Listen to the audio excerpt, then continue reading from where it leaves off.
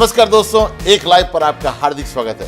आज के इस कार्यक्रम में हम बातचीत कर रहे हैं इज जीसस गॉड, क्या यीशु परमेश्वर है। और तैयार हो जाइए सुनने के लिए पंडित आचार्य विकास मसीह को।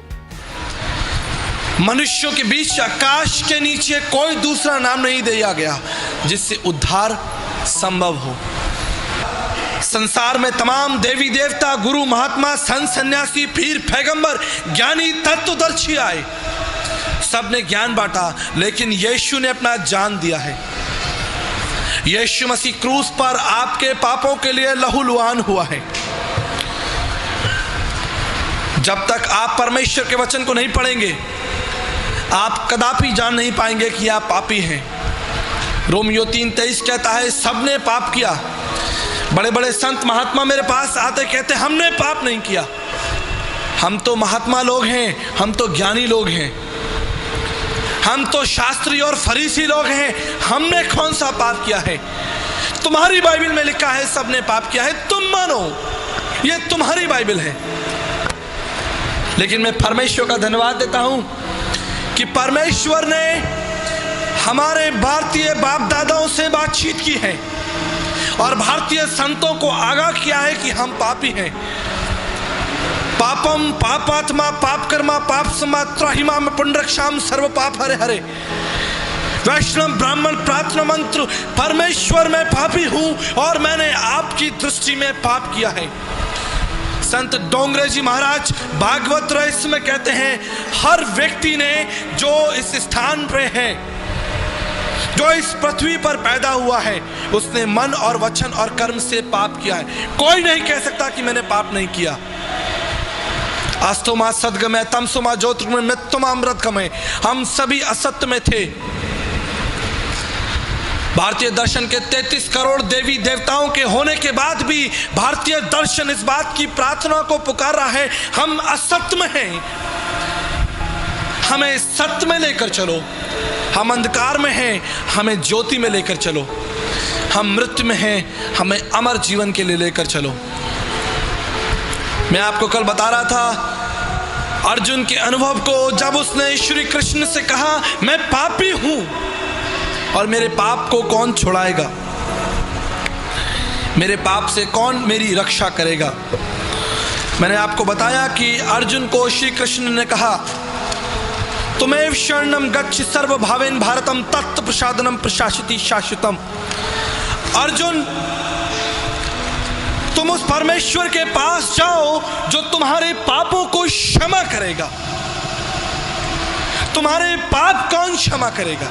वो परमेश्वर जिसके अनुग्रह से तुम्हारे पाप क्षमा होंगे। ऋग्वेद के 10वें मंडल 133-66 खंड को मैं आपके सामने रखता हूं। परमेश्वर, आप महान परमेश्वर हैं, आप हम पर दया करिए और हमारे समस्त पापों को हमारे जीवन से दूर करिए। ऋग्वेद उसका 7वां मंडल 86:2 से 7 पद को मैं आपके सामने रखता हूं। पाप ने हमको घेर लिया है, पाप ने हमको घेर लिया है, हमारी सहायता करिए, इस बंधन से हमें स्वतंत्र करिए। ऋग्वेद 7वां मंडल उसका 89:3 पद, परमेश्वर मुझ पर दया करिए, मुझे दंड मत दीजिए, मेरे पापों के लिए मुझे दंड मत दीजिए। मैंने पाप किया है, आपकी दृष्टि में मुझे दंड मत दीजिए। ऋग्वेद 7:89 में लिखा है, आपकी दया से मैं शुद्ध हो जाऊंगा, आपकी दया से मैं बच जाऊंगा। ऋग्वेद 5 अध्याय उसके 8 और 78 पद में लिखा है, इन समस्त पापों को मेरे जीवन से दूर कर दीजिए। भारतीय दर्शन के दार्शनिक और तत्वदर्शी लोग इस बात से मुकर नहीं रहे कि वो पापी हैं। हम सब ने पाप किया है। ऋग्वेद के 10वें मंडल 90 पद में लिखा है, स्वयं परमेश्वर इस पाप के बंधन को तोड़ने के लिए इस पृथ्वी पर देह रूप धारण करेगा। जो देह के रूप में प्रकट होकर स्वयं का बलिदान चढ़ा देगा, जब तक वो बलिदान नहीं चढ़ाया जाएगा तुम्हारे पाप क्षमा नहीं होंगे। जब हम न्याय के अधीन होते हैं तो दंड कर हमें चुकाना पड़ता है, दंड हमको देना पड़ता है जब न्याय हमारे ऊपर हावी हो जाता है। अमेध्यो वे पुरुषो अनत्र वदंती, अमेध्यो वो पुरुषो अनत्र वदंती। सब ने पाप किया, लेकिन उन समस्त पापों के लिए परमेश्वर की उपस्थिति इस बंधन को तोड़ सकती है। हालेलुया। आप ध्यान दीजिए, संपूर्ण जीवन आप झूठ बोलते हैं, संपूर्ण जीवन आप व्यभिचार, लड़ाई झगड़ा, मारकाट, अपमान, बुराइयां, तमाम उन पापों को साधारण आप सोचते हैं कि मैं कोई पाप नहीं कर रहा हूं, लेकिन आप प्रत्येक क्षण पाप कर रहे हैं। यहोवा परमेश्वर की दृष्टि में, चाहे आप माने ना माने, आप किसी भी जाति, समाज, कुल, भाषा, क्षेत्र, रंग रूप के क्यों ना हो, आप पाप के अधीन हैं। और इस पाप से छुटकारे के लिए स्वयं परमेश्वर का हस्तक्षेप जरूरी है। देवानुग्रह हेतुक्रम उस परमेश्वर की मांत्रिक उपनिषद, उस परमेश्वर के अनुग्रह से ही तुमको पाप से क्षमा मिलेगी, दूसरा कोई रास्ता नहीं है। ना योगेन सांख्यन कर्मणा नो ना विद्याया ब्रह्मकित मोक्ष विद्यते सिद्धाय नान्यथा। विवेक चूड़ामणि 56 में लिखा है।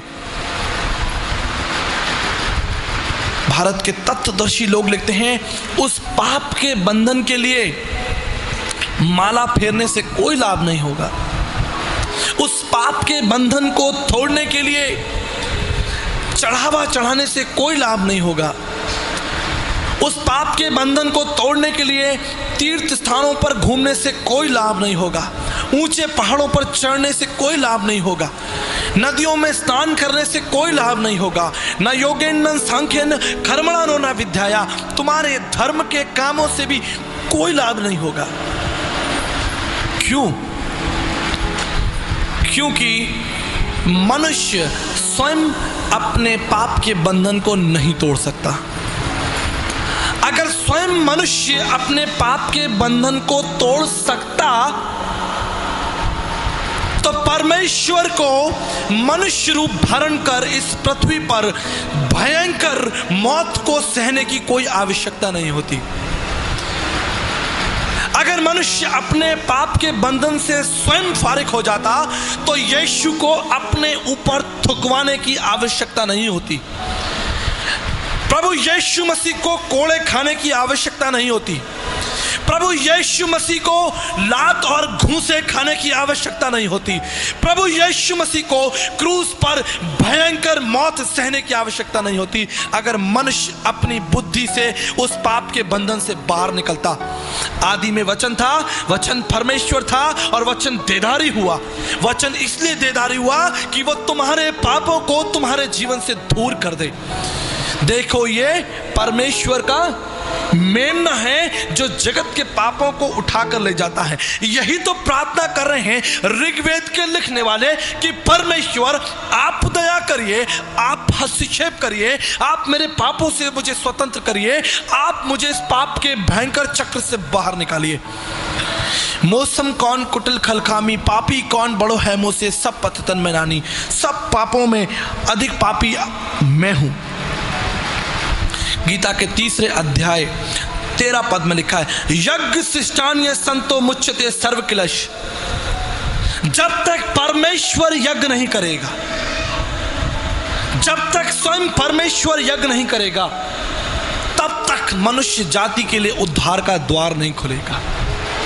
ये यज्ञ क्या है और इसे परमेश्वर कैसे करेगा? तद रक्तनम परमात्मनम पुण्यदान बल्याग्नम सर्व पाप परिहरो रक्त प्रक्षणम मावश्यम। जब तक परमेश्वर स्वयं अपना लहू ना बहाए, ध्यान दीजिए, जब तक स्वयं परमेश्वर का लहू नहीं बहेगा, मनुष्य जाति के पाप का बंधन नहीं टूटेगा। ये बाइबल में नहीं लिखा है, बृहदारण्यक उपनिषद में लिखा है। समस्त मानव जाति के पापों के लिए स्वयं परमेश्वर को महायज्ञ करना पड़ेगा। यज्ञ शिष्टानीय संतो सुमच्छते, अपने बच्चों के छुटकारे के लिए, संतों के छुटकारे के लिए परमेश्वर का यज्ञ। आप समझ रहे हैं कौन है वो परमेश्वर और कैसे वो मेरे पापों को क्षमा करेगा? कैसे मैं जानूंगा, कैसे मैं समझूंगा कि वो परमेश्वर कौन है? जाकी रही भावना जैसी, तितवाने देखी सूरत जैसी। जिसकी जो समझ में आया उसने ईश्वर को बना दिया। किसी ने लाल कर दिया, किसी ने पीला कर दिया, किसी ने 10 हाथ लगा दिए, किसी ने 12 हाथ लगा दिए, किसी ने धनुष पकड़ा दिया, किसी ने चक्र पकड़ा दिया, किसी ने गदा पकड़ा दिया। मित्रों, मैं आज की शाम आपके सामने एक प्रश्न रखना चाहता हूं।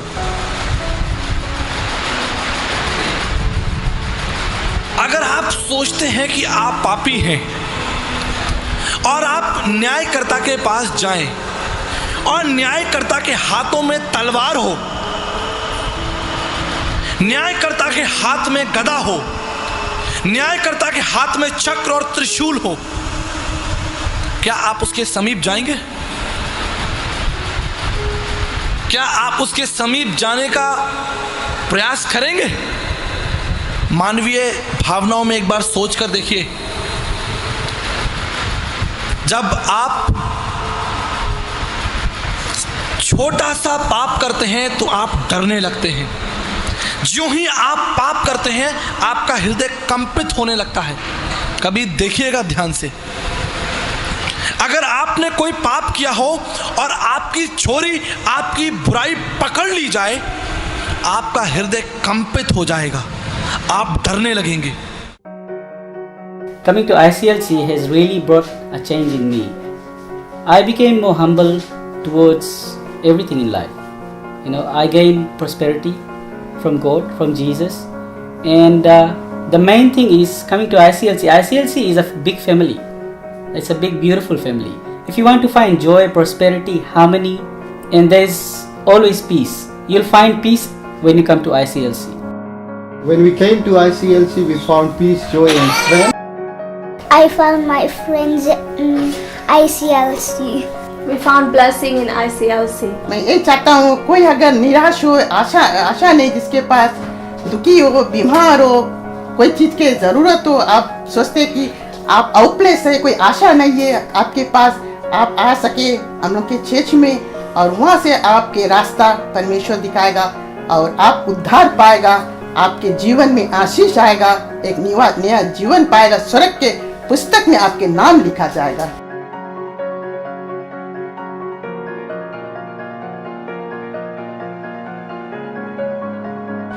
कौन है जो उस पवित्र परमेश्वर के निकट खड़ा हो सकता है? कोई है? कोई अपनी धार्मिकता, अपनी बुद्धि, अपने विवेक के साथ परमेश्वर के सामने खड़ा हो सकता है कि परमेश्वर मैंने पाप नहीं किया? वो आग है, क्षण भर में आपको भस्म कर देगी। हम सिर्फ परमेश्वर का एक रूप देखते हैं कि परमेश्वर प्रेम करने वाला परमेश्वर है। परमेश्वर का केवल हम एक रूप देखते हैं कि वो दया करने वाला परमेश्वर है। लेकिन मैं आपको आज की शाम बताना चाहता हूं, वो अगम्य आग है जो आपको पल भर में भस्म कर देगी। आप एक क्षण उसके सामने नहीं खड़े रह सकते। जिस अवस्था और जिस पाप का जीवन लोग जी रहे हैं, क्षण भर भी आप परमेश्वर की पवित्रता के सामने खड़े नहीं हो सकते। और अगर उसके हाथ में गदा, त्रिशूल, भाला है तो आप दूर से ही कांपने लगेंगे। क्षमा की पहचान क्या होती है? क्षमा की पहचान क्या होती है? क्षमा की पहचान आंखों से झलकती है, प्रेम से झलकती है, चेहरे से झलकने लगती है कि ये व्यक्ति मुझे क्षमा करने आ रहा है या मुझे मारने आ रहा है। आप उसके चेहरे और हाव भाव को देखकर पहचान लेंगे कि वो आपसे प्रेम करने के लिए आपके पास आ रहा है या आपको मारने के लिए आ रहा है। यीशु क्या लेकर आया? भला?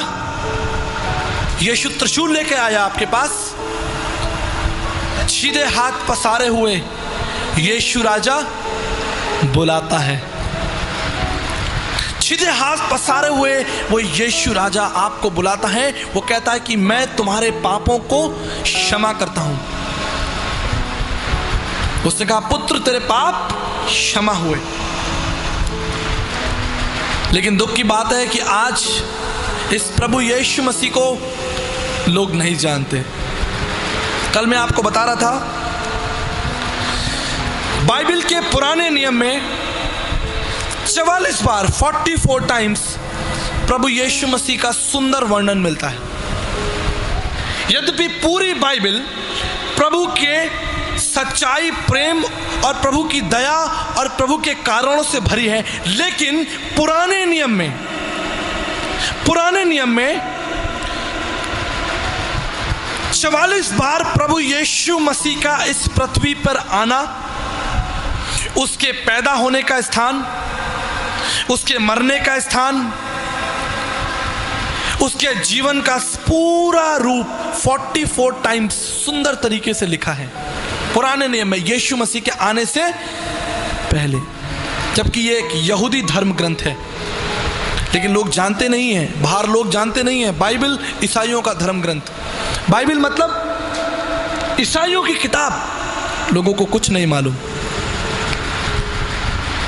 लेकिन आपको जानकर आशीष मिलेगी, 37 टाइम 37 बार भारतीय दर्शन के वेद पुराणों में यीशु मसीह का उल्लेख आया। आमीन। 37 टाइम प्रभु यीशु मसीह का सुंदर वर्णन आया है। जो प्रभु को मिलबो चाहे, खोज शब्द में ले। गुरु नानक साहब ने कहा है, जो परमेश्वर को ढूंढना चाहता है वो उसको कहां ढूंढ ले? शब्द में, वचन में ढूंढ ले, क्योंकि आदि में और वचन देहधारी हुआ। यीशु मसीह कोई संत नहीं है, यीशु मसीह कोई महात्मा नहीं है। यीशु मसीह विराट अगम्य परमेश्वर है, जिसने आकाश और पृथ्वी की नींव डाली है। शायद ये बात हमारे लिए साधारण हो, लेकिन जब तक आप इस सफेद किताब काले अक्षरों को नहीं पढ़ेंगे, तब तक आप कभी नहीं समझ पाएंगे कि यीशु मसीह कौन है। चाहे मैं इस स्थान पर खड़ा होकर 3 दिन तक प्रचार करता रहूं, आप नहीं समझेंगे जब तक आप स्वयं इस पुस्तक को उठाकर नहीं देख लेते ये क्या है। भारतीय दर्शन में 8 मुख्य बातें मैं आपको बताता हूं परमेश्वर को जानने के लिए। संसार में, ना केवल भारत में, संपूर्ण संसार में देवी देवताओं की कमी नहीं है। भारत में 33 करोड़ देवी देवताओं का लक्ष्य है, लेकिन ब्रह्म विद्या उपनिषद 31 पद में लिखा है कि वो परम आत्मा है। क्या है वो? परम आत्मा, सुप्रीम स्पिरिट। कौन है परमात्मा? कैसे जानेंगे हम उस परम आत्मा को जब तक वो अपना परिचय ना बताए। यीशु ने कहा, मैं इस संसार का नहीं हूं। मैं कहां से आया हूं?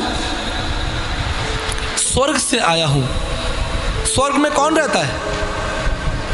परमेश्वर। परमेश्वर का वचन कहता है कि वो उसका सिंहासन है और पृथ्वी उसके पांव की चौकी है। कोई स्वर्ग में नहीं गया जब तक प्रभु ना चाहे। परमेश्वर का वचन, बाइबल कहती है, वो परमेश्वर का सिंहासन है। वो सिंहासन के निकट कौन जा सकता है?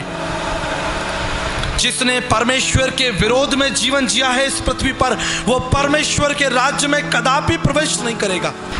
मुंडक उपनिषद 1:2-12 में लिखा है, वो श्रोत्यम है, वो सब बातों का जानने वाला है। आपको मालूम है, यीशु मसीह जब इस संसार में था तो उपनिषदीय लक्ष्य को श्रोत्यम वो सब बातों का जानने वाला है, उसने पूरा किया। उसने क्या कहा? मैं भविष्यवक्ताओं की पुस्तकों को लोप करने नहीं, पूरा करने आया हूं। उसको ज्ञात था कि कौन चेला मुझे पकड़वाएगा। हालेलुया। यीशु को ज्ञात था कि वो सिक्का कहां मिलेगा। यीशु को ज्ञात था कि मैं शास्त्री और फरीसियों के हाथों पकड़वाया जाऊंगा। यह परमेश्वर की पहचान है। भारतीय दर्शन के मुंडक उपनिषद 1:2-12 में लिखा है, परमेश्वर सर्वज्ञानी है, वो सब जानता है। यीशु को पता था कि आज की रात भयानक रात है। यीशु को पता था कि कल सवेरे में शास्त्री और फरीसियों के हाथ मारा जाऊंगा। यीशु को पता था कि मैं तीसरे दिन मुर्दों में से जी उठूंगा। यीशु को पता था कि मैं फिर 40 दिन इस पृथ्वी पर रहूंगा। हालेलुया। भारतीय दर्शन की इस प्रार्थना को कि परमेश्वर श्रोत्यम है, वो श्रुतियों का ज्ञाता है, वो भविष्य का ज्ञाता है, इस कारण को सिर्फ और सिर्फ प्रभु यीशु मसीह ने किया। भारतीय दर्शन के मुंडक उपनिषद 1:21-2 के अनुसार ब्रह्मनिष्ठम, पूर्ण परमेश्वर, आंशिक परमेश्वर नहीं, पूर्ण परमेश्वर। यीशु मसीह कोई संत महात्मा नहीं था, यीशु मसीह कोई ज्ञानी पुरुष नहीं था, यीशु मसीह कोई दिव्य कोई कारण नहीं था। ब्रह्मनिष्ठम, पूर्ण परमेश्वर मनुष्य पर, इस पृथ्वी पर मनुष्यों के बीच में पूर्ण परमेश्वर। फिलिप्पुस ने यीशु मसीह से क्या कहा कि पिता को दिखा दे। यीशु ने यह नहीं कहा कि फिलिप्पुस मैं तुझे पिता को शाम को दिखाऊंगा। यीशु ने यह नहीं कहा कि फिलिप्पुस तू उसकी आराधना करता रहे और एक दिन तू पिता को देख लेगा। यीशु ने यह नहीं कहा कि फिलिप्पुस जिस दिन तू मरेगा उस दिन तू पिता को देख पाएगा। फिलिप्पुस को यीशु मसीह ने उत्तर दिया कि मैं पिता हूं, ब्रह्मनिष्ठम, मैं हूं वो परमेश्वर जो तेरे सामने खड़ा है। मैं हूं ब्रह्मनिष्ठम। मुंडक उपनिषद 1:21-2 के इस पद को प्रभु यीशु मसीह ने पूरा किया। उसने कहा मैं हूं पूर्ण परमेश्वर, बिना मेरे द्वारा कोई स्वर्ग में प्रवेश नहीं कर सकता। स्वर्ग के फाटकों को खोलने वाला सिर्फ एक नाम, वो नाम है यीशु मसीह। भारतीय दर्शन के अनुसार 2 प्रकार के विकल्प हमारे सामने हैं, ऐतिहासिक और अऐतिहासिक, हिस्टोरिकल एंड नॉन हिस्टोरिकल। संत तुलसीदास जी कहते जाकी रही भावना जैसी तित माने देखी सूरत ऐसी। किसी ने 10 हाथ लगाए, किसी ने 10 सर लगाए, किसी ने 10 हाथों में शस्त्र पकड़वा दिए, किसी ने लाल कर दिया, किसी ने पीला कर दिया। ये मैं नहीं कह रहा हूं, आदरणीय संत तुलसीदास जी कह रहे हैं। जिसकी भावना जैसी हुई उसने ईश्वर को वैसा रूप दे दिया। किसी ने ईश्वर की पूंछ लगा दी। रोमियो का पहला अध्याय खोलिए, देखिए मनुष्य जाति का पाप सिर्फ ये नहीं है कि हम झूठ बोलते हैं, चोरी करते हैं, डाका डालते हैं, मक्कारी करते हैं, क्योंकि ऐसे बहुत से काम आपने नहीं किए हैं। हो सकता है कि आपने डाका नहीं डाला हो सकता है कि आपने व्यभिचार नहीं किया हो सकता है कि आपने कोई ऐसा काम अपने हाथों से नहीं किया हो, लेकिन देखिए परमेश्वर क्या कहता है। इब्रानियों रोमियो उसका पहला अध्याय 21 पद को मैं आपके सामने पढ़ता हूं। इस कारण वे परमेश्वर को ना जानने पर भी उन्होंने परमेश्वर की ओर बढ़ाई और धन्यवाद नहीं किया, परंतु व्यर्थ विचार, कौन से विचार? व्यर्थ विचार करने लगे, यहां तक कि उनका निर्बुद्धि मन अंधेरा हो गया और वो अपने आप को बुद्धिमान जताकर मूर्ख बन गए और नाशवान लिखा है अविनाशी परमेश्वर की महिमा को नाशवान मनुष्यों में बदल दिया और पक्षियों और चौपाइयों और रेंगने वाले जंतुओं की मूर्तों में बदल डाला। उस पवित्र परमेश्वर को जानवरों में बदल डाला। उस परमेश्वर की पूंछ लगा दी, उस परमेश्वर के खानदान बना दिए। बाइबल कहती है कि परमेश्वर पवित्र है, स्वर्ग उसका सिंहासन है और पृथ्वी उसके पांव की चौकी है। अंद्रम प्रभुशंते सम्मुपास्ते न तस्य प्रथमास्ति यश नाम मदस।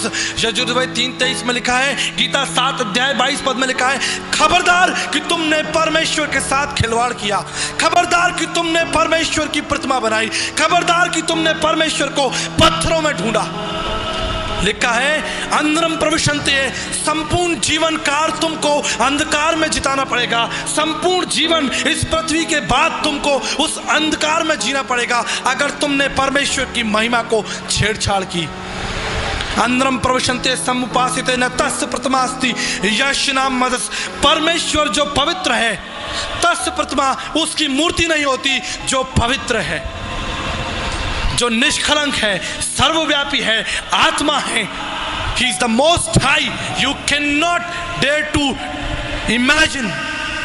आप उसको लाल और पीला नहीं कर सकते मेरे मित्रों। आशा है दोस्तों कि ये आपको कुछ ज्ञान प्राप्त हुआ होगा यीशु मसीह के बारे में, और हम इस भाग को यहाँ पर समाप्त करते हैं, लेकिन इसी को आगे हम सुनाने जा रहे हैं आने वाले हफ्ते में, पार्ट 2 भाग को। आप जरूर शामिल हो जाइए दूसरे भाग को सुनने के लिए हमारे साथ में, और हमें संपर्क करिए यदि आप अधिक जानकारी चाहते हैं, हमारा नीचे दिए हुए नंबर पर, और हमारे जो ऑपरेटर्स हैं आपके फ़ोन का इंतज़ार कर रहे हैं और ज़रूर आपके लिए प्रार्थना करेंगे। Community.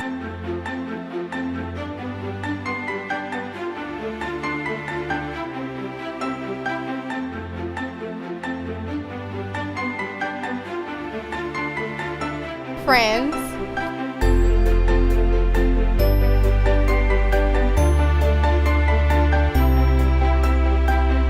Family.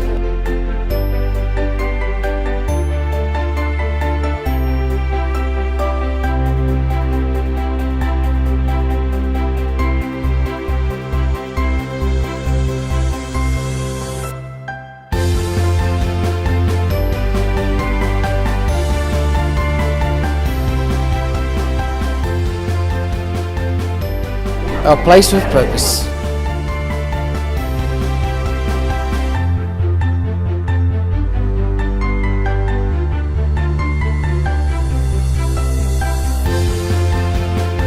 Indian. Christian life Center.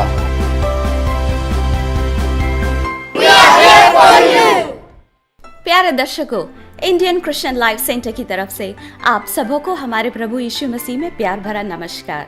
हमारे रविवार की आराधना सुबह 9 बजे और शाम 6 बजे 8/23 स्प्रिंग्स रोड ईस्ट टमाकी में, जो कि कैली सर्विसेज के पास है, होती है। और अगर आप वेस्ट ऑकलैंड में रहते हैं तो हमारी आराधना सुबह 11:30 बजे 58 समरलैंड ड्राइव हेंडरसन में होती है। If you need any kind of prayer, we are here to pray for you and to believe with you for your miracle. See you soon.